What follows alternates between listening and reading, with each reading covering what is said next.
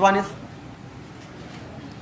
अगर सॉल्यूशन के अंदर केवल सॉल्ट है तो या तो वो salt weak acid strong base का सॉल्ट हो सकता है या स्ट्रॉन्ग एसिड वीक बेस का सॉल्ट हो सकता है। लेकिन मान लीजिए वो सॉल्ट किसका था, salt of weak acid and weak base. Suppose एक वीक एसिड वीक बेस का सॉल्ट है। If the salt is a salt of weak acid and weak base, अगर वीक एसिड वीक बेस का सॉल्ट है, let ammonium acetate is dissolved in water, it will dissociate to give acetate ion and ammonium ion. Let's see the concentration of ammonium acetate. It will dissociate completely to give acetate ion and ammonium ion.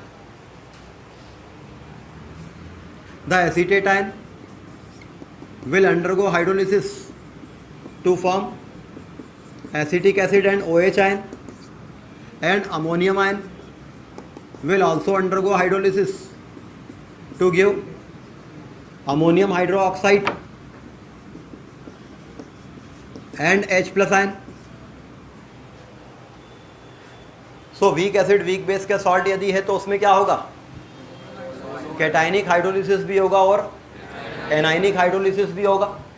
Due to cationic hydrolysis due to cationic hydrolysis medium में H plus ion आएंगे, due to anionic hydrolysis medium में OH minus ion आएंगे। ये H plus ion और ये OH minus ion एक दूसरे को कंज्यूम भी करेंगे।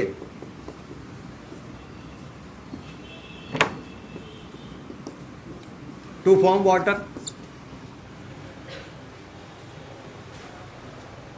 तो when a salt of weak acid and weak base is dissolved in water, cationic hydrolysis anionic hydrolysis both will occur. Overall we can write acetate ion plus ammonium ion plus H2O will give acetic acid in the medium and NH4OH in the medium. यदि इन तीनों इक्विलिब्रियस को जोड़ दें तो H plus cancel हो गए, OH ion cancel हो जाएंगे, H2O एक H2O से कैंसिल हो जाएगा, एक H2O बचेगा।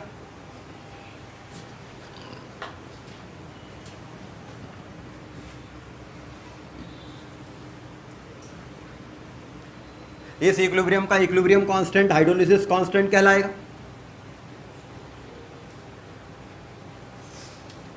जब उस सॉल्ट का कैटायन भी हाइड्रोलाइज हो रहा है, उसका एनायन भी हाइड्रोलाइज हो रहा है, तो ये ओवरऑल हाइड्रोलिसिस कांस्टेंट हो जाएगा। इसका कांस्टेंट हाइड्रोलिसिस कांस्टेंट नहीं कह रहे हैं क्योंकि सिर्फ एनायन हाइड्रोलाइज हो रहा है और इसमें सिर्फ कैटायन हाइड्रोलाइज हो रहा है। तो overall hydrolysis constant of this salt will be this one. इसका कॉन्सेंट्रेशन था C मोल्स पर लीटर, इसका कॉन्सेंट्रेशन था C moles per litre. Let the degree of hydrolysis is H, तो ये कितना रहेगा इक्विलिब्रियम पर, C इंटू 1 माइनस H, और ये कितना रहेगा C इंटू 1 माइनस H, तो ये कितना आएगा मीडियम में CH, और ये कितना आएगा CH। तो स्टोइचियोमेट्रिकली डाटा को हमने इस प्रकार से सेट कर लिया। If C is the concentration of ammonium acetate, acetate ion concentration in the medium will be C moles per liter, ammonium ion concentration will be C moles per liter. If the degree of dissociation, if the degree of hydrolysis is H, then equilibrium पर ये रहेगा C into 1 minus H, equilibrium पर ये रहेगा C into 1 minus H, तो ये होगा CH और ये होगा CH। हाइड्रोलिसिस कांस्टेंट KH, ये होगा कितना इक्विलिब्रियम पर, acetic acid concentration into equilibrium पर, NH4OH कॉन्सेंट्रेशन अपॉन इक्विलिब्रियम पर, acetate ion concentration into ammonium ion concentration. This will be the value of KH in terms of variables. KH will be equal to CH into CH upon C into 1 minus H into C into 1 minus H। CC will cancel और क्या आएगा, KH will be equal to H square upon 1 minus H whole square. अभी और क्या करें हैं, अपने पास हाइड्रोलिसिस कांस्टेंट KH की वैल्यू कितनी आ गई, H square upon 1 minus H whole square. अभी इसमें और आगे क्या करें,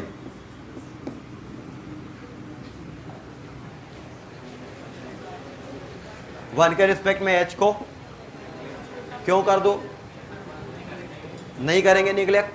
पहली बात तो क्या इसकी ज़रूरत है, या वन के रिस्पेक्ट में एच को निगलेक्ट करने की आवश्यकता ही नहीं है, बिकॉज वैसे ही ये क्वाड्रेटिक नहीं बन रही है। या चाहो तो तुम इसको होल का स्क्वायर करके इसको रूट कर दो, root over K H will be equal to H upon, quadratic बन ही नहीं रही है। चूँकि यहाँ पर एक तो क्वाड्रेटिक ही नहीं बन रही है, इसलिए वन के रिस्पेक्ट में एच को निगलेक्ट करने की ज़रूरत नहीं है। दूसरी बात अगर कर दोगे तो गलती करोगे। क्यों, वन के रिस्पेक्ट में एच को निगलेक्ट, पहले तो हमें ये सोचना चाहिए क्या हम कर सकते थे, क्या हम वन के रिस्पेक्ट में एच को निगलेक्ट कर सकते थे। ये देखने के लिए पहले हमें क्या करना पड़ेगा, के एच की वैल्यू कितनी होती है। फिर वही बात, अमोनियम एसीटेट को पानी में डिजॉल्व किया, ये सारी घटनाएं हुई, मीडियम में कितने इक्विलिब्रियास प्रेजेंट हैं, 3। एक तो कौन सा, वाटर वाला इक्विलिब्रियम, मीडियम में एक तो वाटर वाला इक्विलिब्रियम है, सही जवाब। दूसरा इक्विलिब्रियम मीडियम में कौन सा प्रेजेंट है, एसिटिक एसिड वाला equilibrium, CH3COH will give you CH3COO negative ion plus H plus ion, जिसका इक्विलिब्रियम कांस्टेंट होता है K।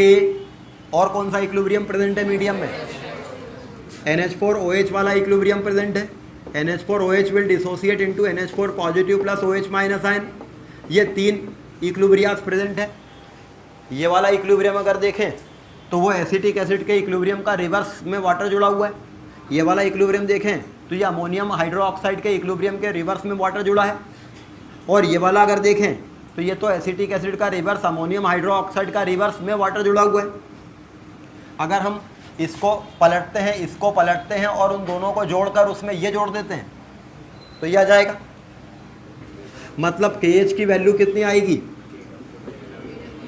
That is KW upon K into KB। अगर हम इस इक्विलिब्रियम को पलटते हैं, इसको भी पलटते हैं और फिर तीनों को जोड़ देते हैं तो ये इक्विलिब्रियम आ जाएगा, जिसका हाइड्रोलिसिस कांस्टेंट आपने कहा है।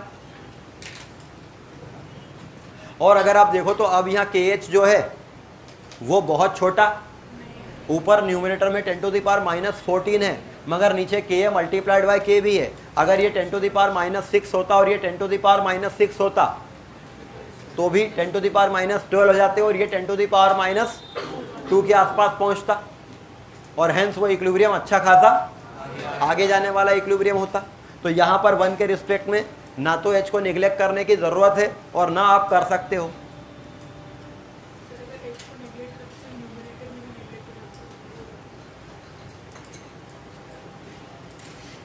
H को निगलेक्ट कर देंगे तो न्यूमरेटर भी निगलेक्ट हो जाएगा। ऐसा कैसे होता भाई, न्यूमरेटर में भी H है, तो समझा ही नहीं। देख, इसके पहले अपन लिखते थे C⁴ अपॉन 1 माइनस अल्फा, वहाँ ऐसा क्वेश्चन क्यों नहीं पूछा, क्यों न्यूमरेटर में हम वन के रिस्पेक्ट में अल्फा को निगलेक्ट करते थे तो अल्फा निगलेक्ट होता था, तो यहाँ से निगलेक्ट होता था, यहाँ भी हो जाएगा निगलेक्ट। कोई चीज़ इसलिए थोड़ी निगलेक्ट होती कि वो बहुत छोटी है। अरे कोई चीज़ को आप निगलेक्ट थोड़ी कर सकते हैं कि वो बहुत छोटी है। वायरस को निगलेक्ट करके देखो कभी, बहुत छोटा होता है ना, सुना सबसे छोटा वायरस ही होता है, बैक्टीरिया वायरस निपटा देता। लेकिन अरे अल्फा को हम इसलिए निगलेक्ट थोड़ी करते हैं कि वो बहुत छोटी है, वो वन के रिस्पेक्ट में बहुत छोटी है, इसलिए निगलेक्ट किया कि 1 माइनस अल्फा 1 होगा। अब C⁴ इक्वल टू C थोड़ी होगा, अल्फा बहुत छोटा तो वो तो C⁴ को और छोटा कर देगा। आप उसको C थोड़ी ना लिख सकते कि वो निगलेक्ट है। निगलेक्ट करना ये थोड़ी मतलब कि हटा दिया, ऐसा थोड़ी होता है। मतलब इसीलिए जब निगलेक्ट करते हैं तो ऐड या सब्ट्रैक्ट होने पे करते हैं ना, मल्टीप्लाई या डिवाइड पे थोड़ी ना निगलेक्ट करते हैं। जब कोई बहुत बड़ी टर्म कोई बहुत छोटी टर्म से मल्टीप्लाई होती है तो थोड़ी ना आंसर वही देते हैं, वो तो बहुत छोटा कर देती है उसको। एनीवे, तो यहाँ पर मैं कहना चाह रहा था कि वन के रिस्पेक्ट में H को ना तो निगलेक्ट करने की जरूरत थी और ना ही आप उसको कर सकते थे, क्योंकि KH की वैल्यू मतलब 10⁻² तो नहीं, जब तक हमारे पास इसकी वैल्यू नहीं है, पर हाँ ठीक है, थोड़ी ठीक ठाक बड़ी रहेगी। मगर फिर भी अपन ने ये एक्सप्रेशन लिखा और यहाँ से हम डिग्री ऑफ हाइड्रोलिसिस H निकाल लेंगे। अपने को लग रहा कि अपन ने यहाँ कोई अप्रॉक्सीमेशन नहीं किया, बल्कि यहाँ तो एक अप्रॉक्सीमेशन किया गया है, आपको पता ही नहीं लगा वो अप्रॉक्सीमेशन। यहाँ पर जो लिखा हुआ है उसमें क्या चीज़ कम है या क्या चीज़ अप्रॉक्सीमेट की गई है या क्या होना चाहिए था जी? कॉमन ऑन इफेक्ट कहाँ काम करेगा ये?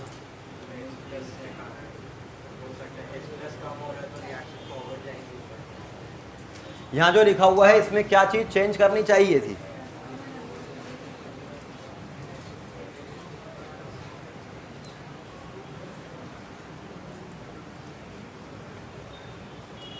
हाँ?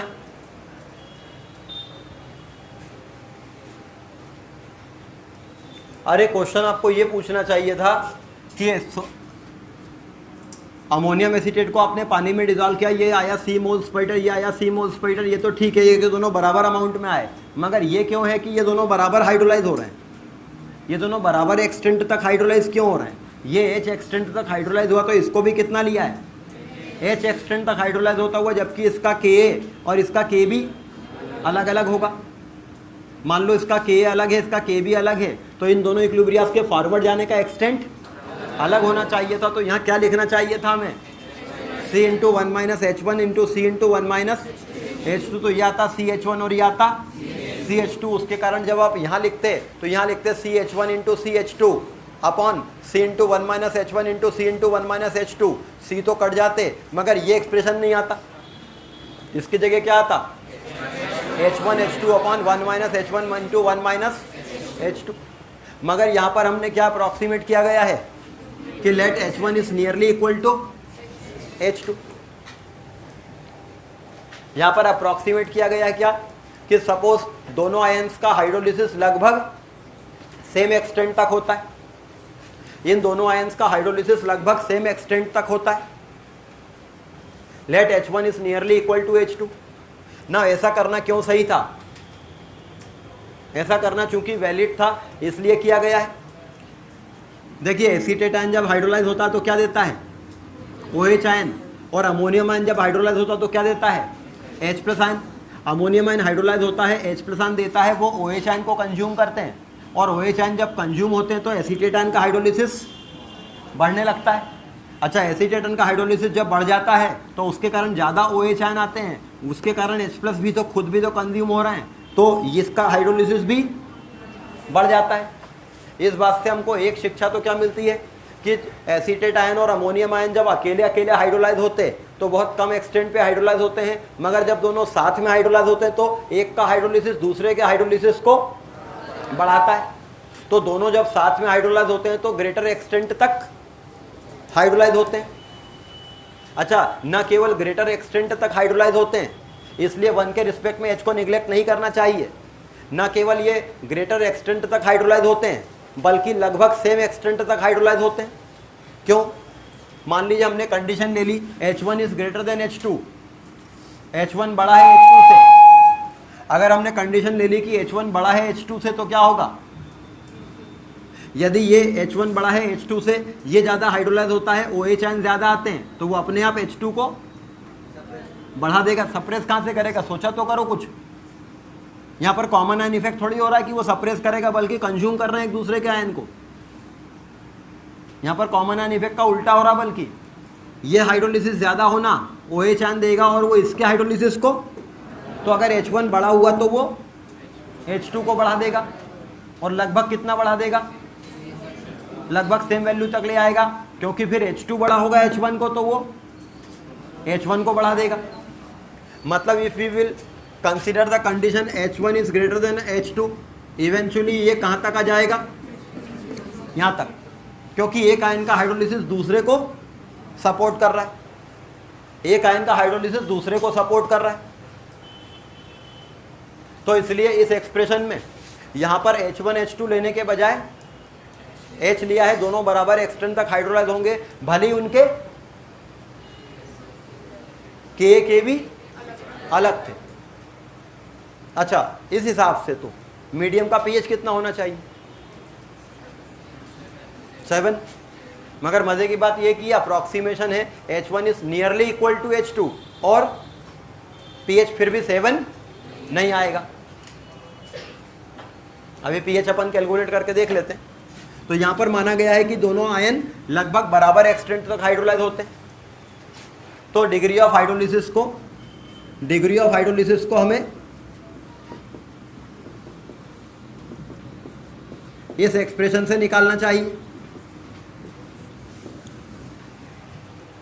जिसमें 1 के रिस्पेक्ट में H को निगलेक्ट करने की जरूरत नहीं है।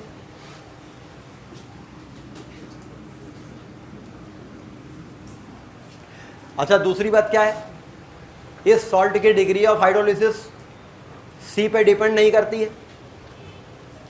इसके पहले जो दोनों सॉल्ट थे उनके डिग्री ऑफ हाइड्रोलिसिस C पे डिपेंड करती थी, डिनोमिनेटर में C आता था। पहले वाले केस में डिग्री ऑफ हाइड्रोलिसिस H कितनी आई थी? √KW इंटू K/C, और सेकेंड वाले केस में √KW/KB इंटू C आया था। डिग्री ऑफ हाइड्रोलिसिस C पे डिपेंड करती थी। डाइल्यूट करने पे उन दोनों को हाइड्रोलिसिस बढ़ता था, मगर यहाँ पे डाइल्यूशन का कोई इफेक्ट हाइड्रोलिसिस पे नहीं होगा। अच्छा, मीडियम का पीएच कैलकुलेट करना है। अब मीडियम का पीएच कैलकुलेट करने के लिए क्या करें? मीडियम का पीएच कैलकुलेट करने के लिए आपको क्या चाहिए था? वो कहाँ है? कहीं एक्सप्रेशन में H+ आयन है ही नहीं। अरे नहीं है, ऐसा थोड़ी है। अरे यहाँ नहीं है, यहाँ तो है, ये रहा। ये इक्विलिब्रियम है तो सही, तुम ही लोगों ने कहा था कि मीडियम में ये इक्विलिब्रियम है। तो ये वाला इक्विलिब्रियम चूंकि मीडियम में है तो हम इसको यूज तो कर ही सकते हैं ना। इस इक्विलिब्रियम का इक्विलिब्रियम कांस्टेंट क्या है? Ka, जो कि कितना होगा? Acetate ion concentration into H+ ion concentration upon acetic acid concentration. तो मीडियम का H+ आयन कॉन्सेंट्रेशन कितना होगा? Ka into acetic acid concentration upon acetate ion concentration. मतलब मीडियम का H+ आयन कॉन्सेंट्रेशन कितना होगा? Ka multiplied by acetic acid का concentration कितना है? CH, और एसीटेट आयन का कॉन्सेंट्रेशन कितना है? C into 1 - H। CC will cancel, तो मीडियम का H+ आयन कॉन्सेंट्रेशन कितना आया? Ka into H upon 1 - H। मगर H अपॉन 1 - H की वैल्यू तो आपको पता है, √KW upon Ka into KB। तो मीडियम का H+ आयन कॉन्सेंट्रेशन कितना है? Ka into √KW upon Ka into KB। तो मीडियम का H+ आयन कॉन्सेंट्रेशन कितना होगा? √KW into Ka upon KB।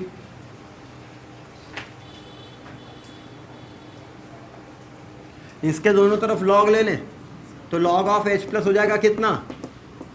Half log of KW plus log of Ka minus log of KB।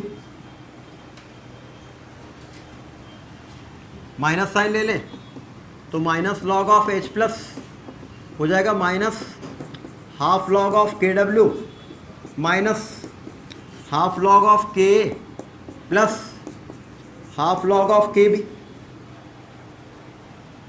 तो pH हो जाएगा कितना? pKw/2 plus half pKa minus half pKb। pKw होता है 14, तो pH हो जाएगा कितना? 7 plus half pKa minus half pKb।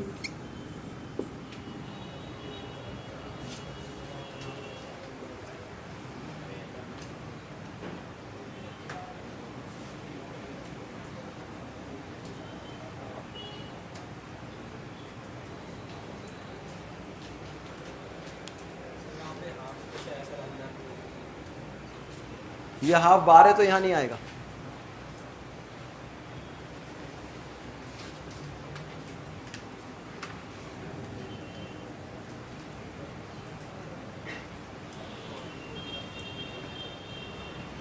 तो salt hydrolysis, the salt of weak acid weak base.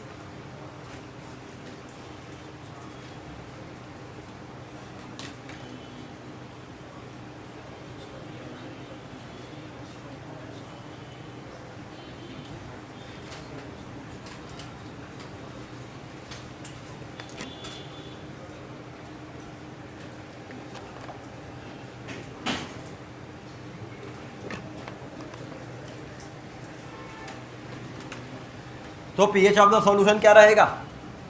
7 plus half pKa minus half pKb। If Ka is equal to Kb, then pH will be 7. If Ka is not equal to Kb, pH will be around 7 but not equal to 7. अच्छा, दूसरी बात, इसके pH फार्मूले में C की term, तो pH of this solution will not depend upon the concentration of salt.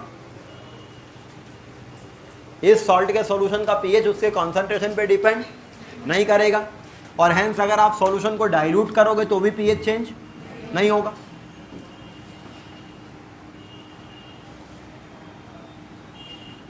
Degree of hydrolysis concentration पे depend नहीं करती थी, तो pH भी कॉन्सेंट्रेशन पे डिपेंड नहीं करेगा।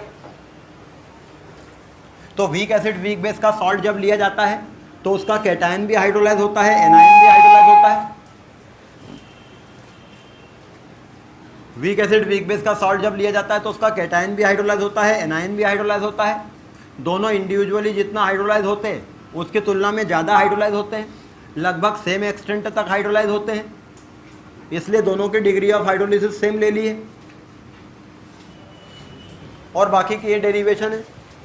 1 के रिस्पेक्ट में H को निगलेक्ट नहीं करना है, क्योंकि KH की वैल्यू बहुत छोटी नहीं है और ज़रूरत भी नहीं थी इसको नेग्लेक्ट करने की। तो अगर किसी क्वेश्चन में ये रहता है कि उस सॉल्यूशन के अंदर केवल सॉल्ट पाया गया है, तो वो salt weak acid strong base का सॉल्ट है या स्ट्रॉन्ग एसिड वीक बेस का सॉल्ट है या वीक एसिड वीक बेस का सॉल्ट है, ये देखना पड़ता है पहले, फिर अप्रोप्रिएट फार्मूले लगाने पड़ते हैं।